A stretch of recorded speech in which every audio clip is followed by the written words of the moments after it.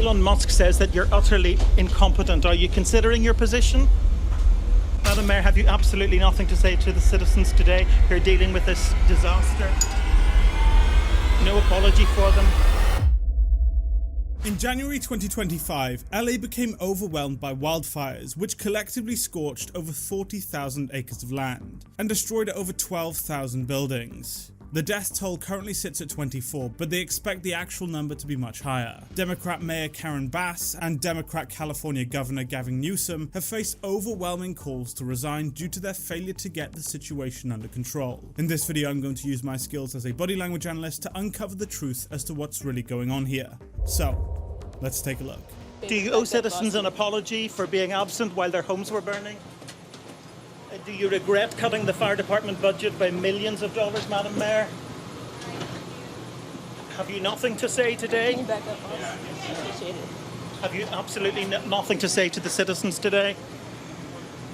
Elon Musk says that you're utterly incompetent. Are you considering your position? Madam Mayor, have you absolutely nothing to say to the citizens today who are dealing with this disaster?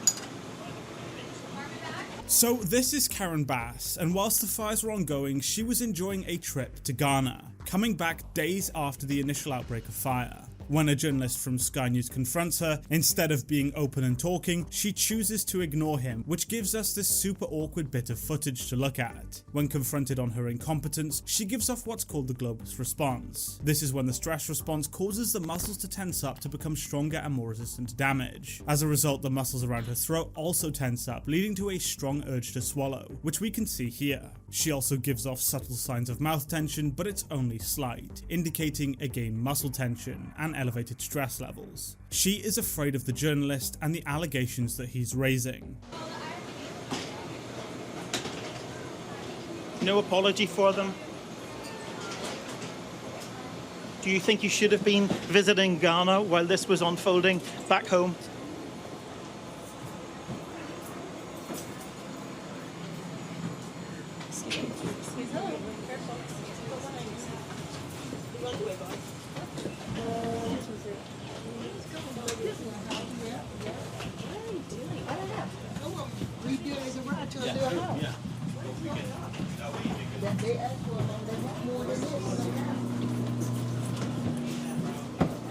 Madam Mayor, let me ask you just again, have you anything to say to the citizens today as you return? No. They're gonna come. Ma'am, hold on 1 second. Madam Mayor, just a few words for the citizens today as you return to deal with the catastrophe. Can you take this down?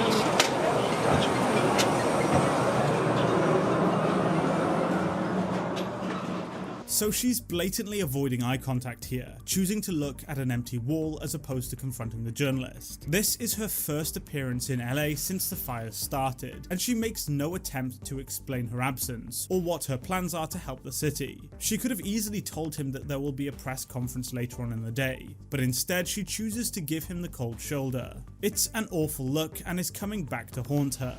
Angelinos, we're still going through it, and to any of you and all of you that have experienced a loss, the grief, the anger, the just utter shock, I've seen the devastation. It is unbelievable the amount of loss that people have experienced. But we have to get through this crisis, and I know that we will. I was at the Sylmar command post today, and I saw the work of our first responders and how they've been able to defeat the fires in certain areas. We know we still have much more to go, and we know the winds are going to kick up again. But we got to stick together. We got to stand strong. And then we have to rebuild our city. We're the nation's second largest city, one of the greatest cities in the world. And we stay together, and we will rebuild an amazing city. So thank you, Angelinos, and my thoughts and prayers are out to all of you that are going through unbelievable loss and pain today. We will get through this. Thank you. This is a very strange video, and many people online have commented about how fake it appears. The reason this video seems so uncanny is that her nonverbals are not matching what she's saying, and the greater context of the situation. She's feigning a smile throughout this entire video, whilst also keeping her hands in her pockets, which is a method of hiding her nonverbals from public view. We can see multiple times in this short clip her pacifying with her hands inside her pockets. We know the smile is fake because it doesn't reach anywhere near the eyes, which it should do if it were genuine. The smile also becomes more emphasized out of sync with what she's saying. When she says the grief, the anger, the just utter shock, her smile becomes even more pronounced. Why? It makes no sense and appears extremely strange. Deep down, she's experiencing a plethora of emotions and puts on an act that the public have just seen right through. Is that Gavin Newsom? That's the governor. That's the governor. Governor, I live here, governor. That was my daughter's school, Governor. Please tell me what you're going to do. I'm not going to hurt him, I promise. I'm literally talking to the president right now to specifically answer the question of what we can do for you and your daughter. Can I hear it? Can I hear your call? Because I don't believe it. California Governor Gavin Newsom is being criticised by some for water mismanagement as hydrants ran dry while fires multiplied. So I have to get cell service. So let's get it. Let's get it. I want to be here when you call the president. I appreciate it. I'm doing that right now. And it's to immediately get reimbursements, individual assistance, and to help you. I'm devastated for you. I'm so sorry, especially for your daughter. I have 4 kids. Losing the school. Everyone who went to school there, they lost their homes. They lost 2 homes because they were living in one and building another. Governor, please tell me, what are you going to do with the president right now? We're getting the resources to help rebuild. Why was there no water in the hydrants, Governor? That's all literally. Is it going to be different next time? It has to be. Has to be. Of course. What are you going to do? I'm doing To everything fill the I can. hydrants. I would fill them up personally, you know that. I literally have. I would fill up the hydrants myself. I understand. But would you do that? I would do whatever I can. But you're not! I see the... Do you know there's water dripping over there, Governor? There's water coming out there. You can use it. The Democrat administration under Mayor Bass cut the firefighting budget in 2024, and Democrat Governor Newsom has also been accused of not prioritizing the expansion of water infrastructure and pump stations in and around the city. Firefighters were turning up to burning buildings, only to have no water to fight the fire. The governor does appear genuine here, giving off signs of stress as the Globus responds when the lady talks about the destruction. He cares. When she says that he's not doing all that he can, he distances towards the phone in an attempt to divert his attention from the stressor. He immediately does what's called a power pose, putting his hands on his hips. This power pose increases the release of hormones associated with confidence and decreases cortisol levels, which are a stress hormone. It's super brief, as he's also attempting to leave the situation, but shows that being confronted causes him an extreme reaction. He knows what she says carries weight.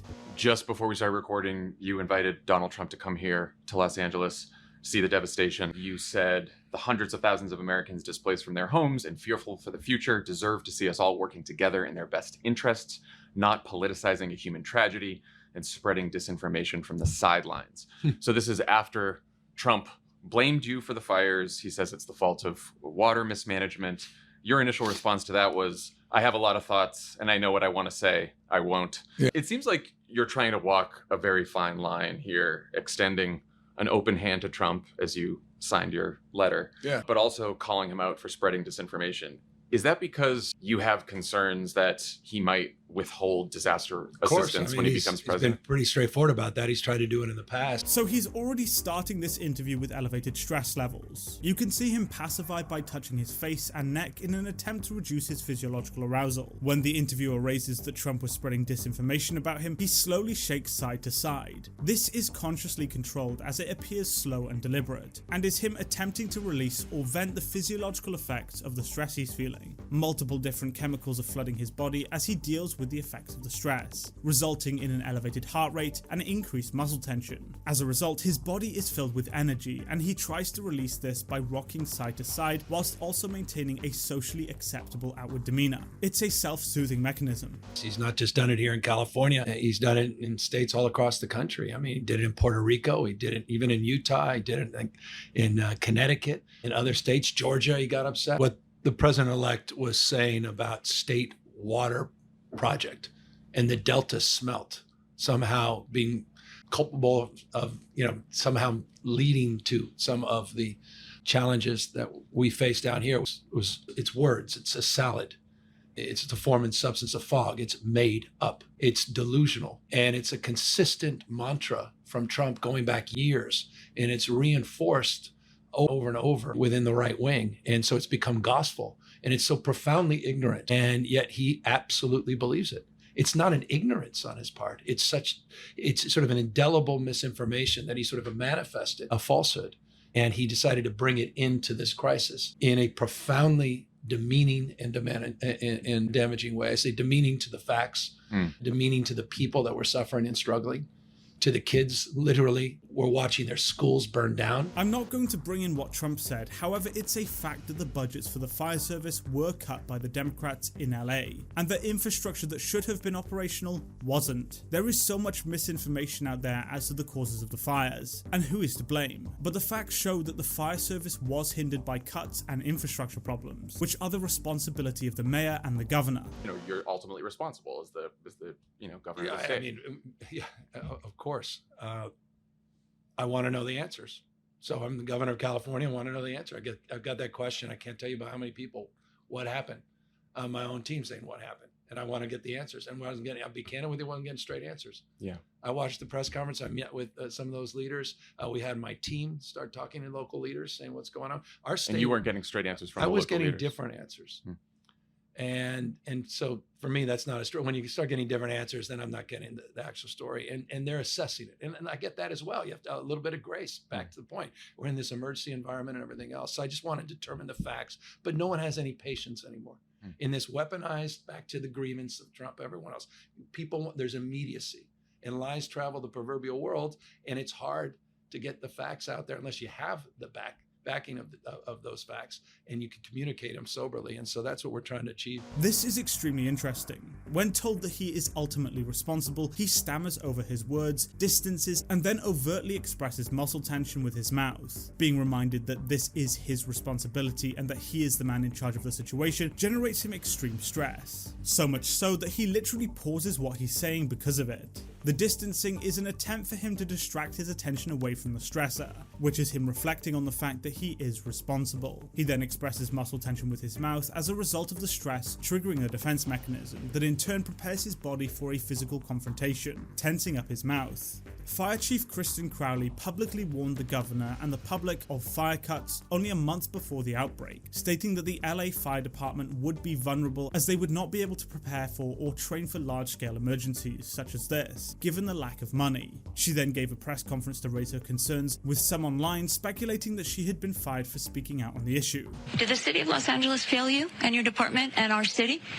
It's my job to stand up as a chief and exactly say justifiably what the fire department needs to operate to meet the demands of the community. Did they fail you? That is our job, and I tell you, that's why I'm here. So let's get us what we need so our firefighters can do their jobs. Did they fail you? Yes. Chief Kristen Crowley, I believe the anchors wanted to ask a question back there, had some comments. We do, Gigi. If you could please ask her regarding the Times article that came out that the Santa Ynez Reservoir was closed to repairs and it was empty. 117 million gallons of water could have been used in this fight. The question is about the Santa Ynez Reservoir being empty. This is fascinating. Her baseline stress is already elevated, but it becomes dramatically more elevated the moment that she admits the city failed her. She avoids the question 3 times before finally giving a genuine answer. The moment she says yes, the amount of muscle tension that overcomes her body is unbelievable. Her mouth immediately tenses up, we hear her breathing judder as a result of the muscles tensing up around her chest, and then she fixates her eyes on the interviewer. Admitting this causes her overwhelming stress. She is directly blaming the mayor for failing her and the fire department. She then immediately begins pacifying by rubbing her hands together in an attempt to calm herself down. She's telling the absolute truth here, and it clearly took her a lot of difficulty for her to admit based on her nonverbals. There's been a lot of questions about that. Sure. So my stance on this is when a firefighter comes up to a hydrant, we expect there's going to be water. We don't control the water supply. Our firefighters are there to protect lives and property and to make sure that we're properly trained and equipped. That's my position on this. So if there's no water, I don't know how the water gets to the hydrants. Please defer that to DWP or whomever controls that part. But I can tell you the resiliency of our firefighters, if there's no water, they're going to go find water. They're going to figure out a way to do the best they can with what they've got in a very dynamic situation. And I know you expressed concerns that those DWP hydrants would not be inspected thoroughly because of the budget cuts.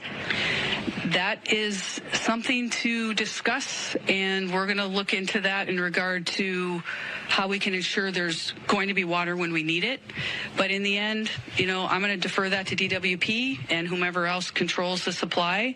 I can guarantee you that when our firefighters showed up on that day with what they had, they did absolutely everything they could do to rescue and to save people's lives and property. She now does a power pose by putting her hands on her hips in an attempt to boost her confidence levels and reduce her arousal. This works, and her stress levels noticeably decrease as she begins to move her head in a more natural way and is able to gesture freely with her hands. And that's the bottom line. Now let's get them what they need to do their jobs. And so let's get them water, Chief, because I was with your firefighters and they literally were watching a house burn down with pain in their eyes, not being able to do anything except pull water from a swimming pool to try to save a nearby structure that wasn't burning, and literally watching a house burn to the ground because they had no water. That's exactly right. But did they continue to work, and did they continue to do what they had to do the best they could with what they had? Yes. Chief, follow-up. Thank you very much for talking to us. We appreciate it. I believe we have a follow-up question from the studio. Question on that reservoir issue. Is the fire department aware of when these resources are depleted, just like that reservoir had no water? Was she aware of that fact, that it was under construction and there was no water there?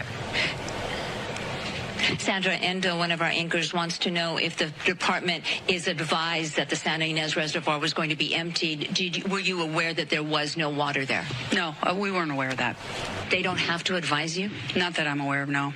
So you had no idea that there wasn't such needed resource? No, we weren't.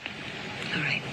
117 million gallons of water were not available because the reservoir was closed for maintenance. They never communicated this to the fire chief, who undoubtedly could have prepared more effectively for the disaster had she and her team known. Let me be clear. The $17 million budget cut and the elimination of our civilian positions like our mechanics did and has and will continue to severely impact our ability to repair our apparatus. So with that, we have over 100 fire apparatus out of service, and having these apparatus in the proper amount of mechanics would have helped. And so it did absolutely negatively impact. I want to also be clear that I have, over the last 3 years, been clear that the fire department needs help. We can no longer sustain where we are. We do not have enough firefighters.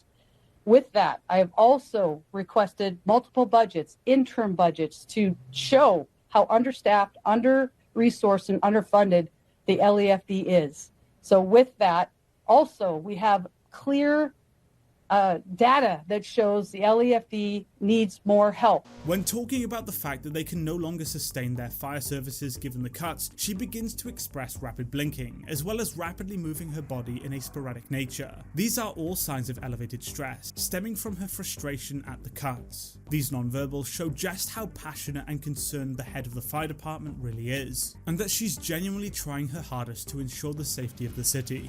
We need 62 more fire stations. These reports also show that we've had a 55% increase in overall call volume since 2010. And guess what? We're doing it with less firefighters. I was also directed to develop a plan as part of a budget reduction exercise, and that could equate to $48.8 million. And I rang the bell that these additional cuts could be very, very devastating for our ability to provide public safety. That would have resulted to 15 fire stations closing down and potentially the elimination of over 300 firefighters. Again, I want to be clear that I submitted a very large budget that will actually allow our firefighters to do their job. When she mentions that 300 firefighters would lose their jobs, she immediately gives off mouth tension, again showing her elevated stress levels. The mouth tension occurs when her conscious slips briefly, allowing her physiological arousal to vent and manifest in her non-verbals. What did you think of this video? Let me know in the comment section below, and thank you so much for watching. If you did enjoy it, please be sure to hit the like button and subscribe for more content, and I'll see you in the next video. Goodbye.